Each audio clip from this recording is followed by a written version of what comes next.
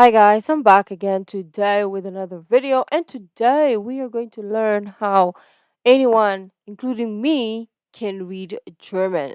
So I only know the V. I think V is like F. No, I forget. Oh my gosh, I took German for like one semester, and that's all I remember. I don't remember a lot. Maybe 2 semesters. I don't know. I had a German friend, so I just asked her if I didn't know anything, and I just copied her homework. That's how I passed. So I don't remember. Okay. So after my German class, she lives close to school. I would just go to her place, and then we do the homework together. And that was it. I only knew how to say, mein Name ist Ruki Auf Wiedersehen. Dankeschön. Um, if you sneeze, I forget. I forget. There's so many stuff I once upon a time knew, but I cannot remember because it's been like 10 years ago. Oops, I'm old. But anyways, let's go. Maybe we'll remember some stuff. Auf Wiedersehen. This one's for lovers of English as much as lovers of German. German is hard. Learning it means studying an array of rules, mastering 3 grammatical genders, and knowing whether you're using the nominative, accusative, genitive, or dative. But in this video, we're ignoring all of that. I'm going to give you some simple tricks that are going to help your chances of understanding the German words written in front of you, whether they're on a billboard, a menu, or in a movie. By the end, we'll be able to decipher this gibberish to the untrained eye into something that any English speaker will be able to understand. No prior German knowledge required. Even if you don't want to learn German, do keep watching though, because the reasons why these tricks work tell us a lot about our own language. German and English have history. Los geht's. Let's go. So let's get that mystery document back up. The key to decoding this is mainly going to lie in swapping letters in and out. Guten Tag, guten something, guten Appetit, I think is enjoy your meal or something. Guten Morgen. Make these I words forgot look others. more like English. I go into exactly why it's possible and Why do what I it's have got to do with all of these guys later. But Hansel the and key Gretel? point is that English and German are part of the same language family. They share a common ancestor that they both developed from, and by retracing that development, you can find consistencies in how they differ. So for example, where English developed a th sound in certain words, German went off in a slightly different direction and ended up with a d sound instead. So where English has 3, German has drei. Where English has thunder, German has Donner. English thing is German ding, and where English has the, German has seemingly endless numbers of words of various genders and cases, all of which basically mean the and begin with D. And while we're here, actually, German has du and dein, which are 2 words that have the same ancestry as the age-old English words thou and thine. So there's our first trick. Swapping the D in a German word for TH can very often get you closer to the English equivalent. Got Now, it. linguistically speaking, the D sound is very similar to the T sound. The processes in our mouths to produce these sounds are extremely similar. Just a tiny tweak makes a T a D. And that's why you can also often swap a German T sound with TH as well, particularly in the middle or at the end of words like Mutter, which is mother, and Wert, which is worth. This similarity between T and D sounds also opens up another letter swap opportunity, this time between the 2 languages. German T's can often be swapped for English D's. Take a look at these pairs. Dream, daughter, and dear all have German equivalents beginning with T. Tier is actually the German word for animal, but that is precisely what deer originally meant in English before we decided to make it mean one animal in particular. In fact, the Dutch word for animal is still deer. Dutch very often provides a satisfying midpoint between German and English, a bit like it does geographically, I suppose. Now back to German, the D-swap works elsewhere in some words too. Check out under and Lieder becoming unter and Leiter. Incidentally, Leiter also means ladder. It's all D's and T's again. Now while we're throwing T's around, that I'm reminds me of lost. another good swap. This time, I mean, I understand what is going on clearly, but my brain is not retaining any information. So, instead of taking the T's out, we're going to slip them in the place of the S sound made by either one or two S's. Check out how neatly German Wasser becomes Wasser. English water. The German word for what is was, and if you apply two of our tricks to German das, you get its English equivalent, that. And that, incidentally, in Old English, like das does in German, was the neuter version of the. So it works then as well. And another bonus fact, there are actually some German dialects that use that and dat with a T at the end instead of an S, as does our friend from the Low Countries, Dutch. Oh, and let's bring in that most Germanic of characters, this fat, wiggly fellow, the I forgot how SZ. you, yeah. Although its name literally means SZ or SZ, it actually replaces a double S. So if you see it, sub in a double S, then try swapping it with a T. For example, German Fuss becomes English foot, with a bit of imagination applied to the vowels.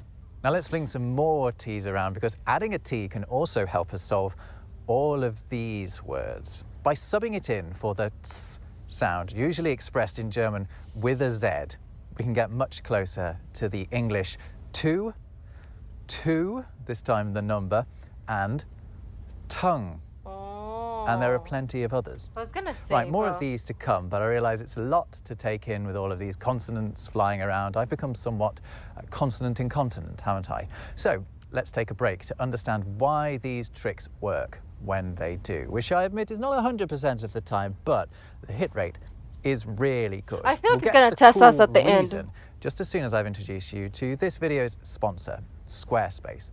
Squarespace empowers individuals to create their online web presence, and it was and change it. And setting up dice for a free trial of translation tricks had something to do with all of these guys. Well, what did I mean? Well, what do Rapunzel, Hansel and Gretel, Little Red Riding Hood and others have in common? The answer is that they're all fairy tales featured in the collections of Germany's famous brothers Grimm, Wilhelm and Jakob. By the way, brother is another word that our tricks work on, because you can just swap the D in the middle of Bruder in German for a TH and you basically get brother. Anyway, Jakob here is our hero, because as well as working with seinem Bruder to bring together and reimagine European fairy tales, he was also a prolific linguist. So I mentioned earlier how English and German are from the same language family, the Germanic languages. In fact, more specifically, they're both Western Germanic languages. And Jakob Grimm was one of the driving forces behind an ingenious theory about how Germanic languages developed together, known as Grimm's Law. Long, long ago, probably in the first millennium BC, the Germanic languages went through a consonant shift that moved their consonant sounds away from those of Proto-Indo-European. That's the ancient ancestor Germanic languages share with other language families like the Romance languages, the Celtic languages, Slavic languages, and others like Sanskrit, for example.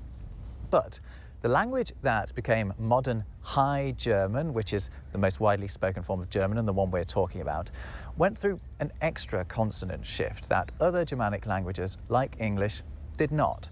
That left German with different consonant sounds to English, but those differences are remarkably consistent. And that's why we can often swap them in and out and get from one language to the other. So now you know the theory, let's get on to some more tricks. Another way that English and German diverged from one another is with the sounds p and f. And it means that a lot of f sounds in German written with an F, a double F, or PF, f, can be swapped with a P to get you closer to the English. For example, German Pfeffer is English pepper. Pepper. Pfeifer is pipe. They're both double whammies. But German Auf has the same linguistic root as English up, and German Hoffe is English hope. There are so many of these as well. Schiff and ship, Apfel and apple. This one really does work. So remember, when the English P, the Germans F. Now the next swap is a piece of cake, or in German, ein Stück Kuchen. You can often sub this CH in a German word for a K and get closer to the English, like Kuchen and cake. Also, German machen is English make, although it also means do as well. Suchen is related to English seek, and a German Buch is an English book. Okay. And again, actually, once you do these swaps, you basically get to the Dutch version of these words. Check out machen. So Dutch viewers, do feel free to use these cheats with your own language too. German ich becomes Dutch ik, both of which mean I, and incidentally, Old English for I, as in me, was ich, or something like it. My pronunciation of Old English is always dreadful. Anyway, that's all a Dutch distraction, because I was just going to point out that German words that begin with a K often have an English equivalent beginning with C. Cake is a good example. This was one of my confusions. Not the pronunciation, but spelling.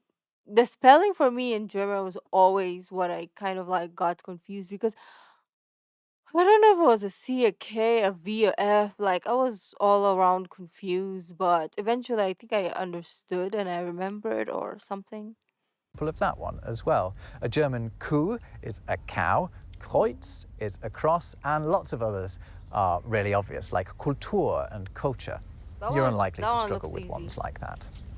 Now, any more for any more? Yes. Hanging out at the end of the alphabet are W and Y, and they hold the key to another couple of handy switcheroos you can do. We're going to try swapping them in for German G's. Let's take the German word Tag. So we already know what to do with the T. We're swapping it for a D, aren't we? Remember dream and daughter? And now let's try, as I just suggested, removing the G and putting in a Y. Day. We end up with day. That's why. What's the German for day? It's Tag. Another fascinating historical fact, the Old English word for day was this. Notice anything? It has a G at the end, although it was actually pronounced more like a Y. It was something like die. Again, my Old English is dreadful. Anyway, some more G and Y swaps. German Weg is English way. German sagen is English say. And if the Y doesn't work, just give a W a go. Yeah, that's what I was like, when do you use a W then? But okay, if Y doesn't work, use a W. Got it. German Bogen is English If bow. there was like a signboard and I was like to translate it in Germany, like it would take me probably like 20 to 30 to an hour standing there like, the guy said W, what was it? G, W, or Y?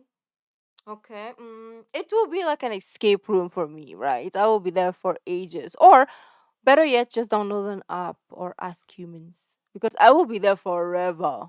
Just give a W a go. German Bogen is English bow.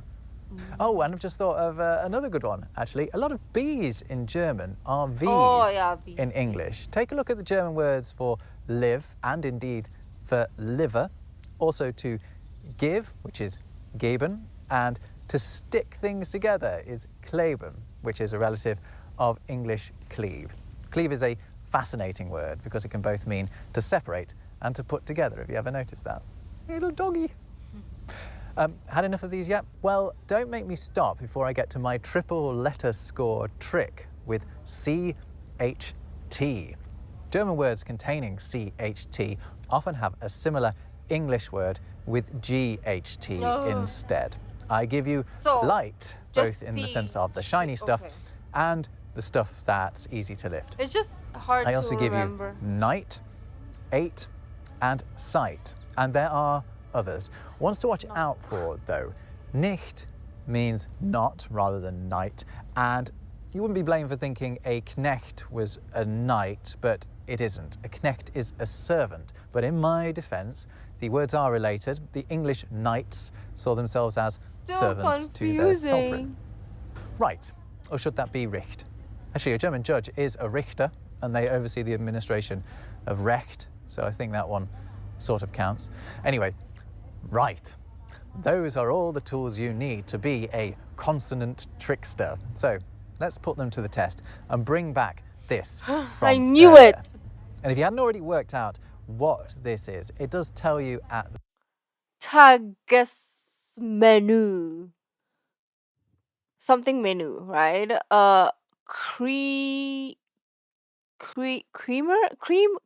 Creamage, carrot, cream carrot soup, and broth, or in broth. Kalbas Kalbash. What is SS again? Kal Kalbast Schnitzel, something schnitzel mit pe- pepper sauce, with pepper sauce. Kalabasa? What is that? Kalbza schnitzel. Something schnitzel with pepper sauce. Apple cake. Apple cake, and then coffee or water. Right? Guten Appetit. Happy eating. top, Tagesmenü. Let's work our magic on the T and swap it for a D and the G for a Y, and we get something very Day's close menu. to day's menu. This is a menu of the day's specials. So, what's for starters? Cremige Karottensuppe. Well, already we see that we can do another G and Y swap in the first word, and we get much closer to the English word creamy. And then we can swap the K at the start of the next word with a C, although I suspect you'd already worked that one out. This is creamy carrot soup. Und is just German for and if you need any help with the last word, swap the T at the end for a D, and you can work out that that's bread. Okay, I thought it was next word broth. is- Oh, it doesn't make sense. And bread. Okay, I got it wrong. It's a bit tricky. You probably already know what a schnitzel is, a delicious breaded cutlet. Oh, what kind of But what about the start schnitzel? of the word, though? Yeah. Well, swap the K with a C and the B with a V, and you get calves. Does that look like any Cow English word schnitzel. to you? Beef schnitzel. How about calves? Kalb is the German for veal, the meat of a young cow. A calf. Mit is just the German for with, and we came across Pfeffer earlier. It's our double whammy P swap, giving us pepper. And sauce is conveniently the English spelling. There is a German word for sauce that is extremely similar, but the English, or rather French spelling, is also used. Onto our dessert. It's apple cake. The PF again swapped for a P gives us an apple, then swapping the K for a C and the CH for a K gets us close enough to cake to work it out, like we did earlier on. And then finally to the drink, you actually have a choice of coffee or water. If we swap the K for a C and that double S for a T, although I'm sure the waiter will let you have both if you ask nicely enough.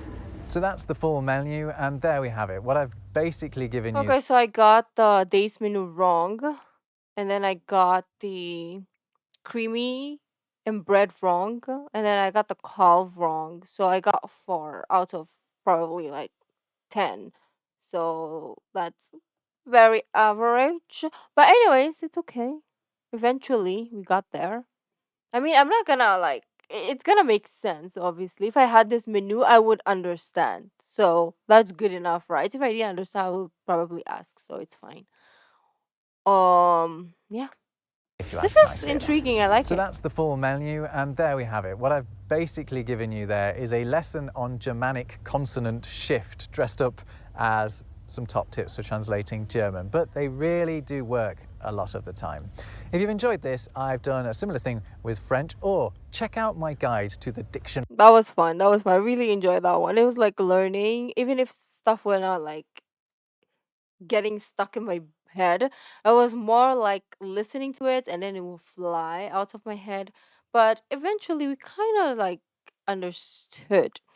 Right. This is something that I believe I already learned, but my brain just doesn't have retaining qualities because obviously I don't practice it.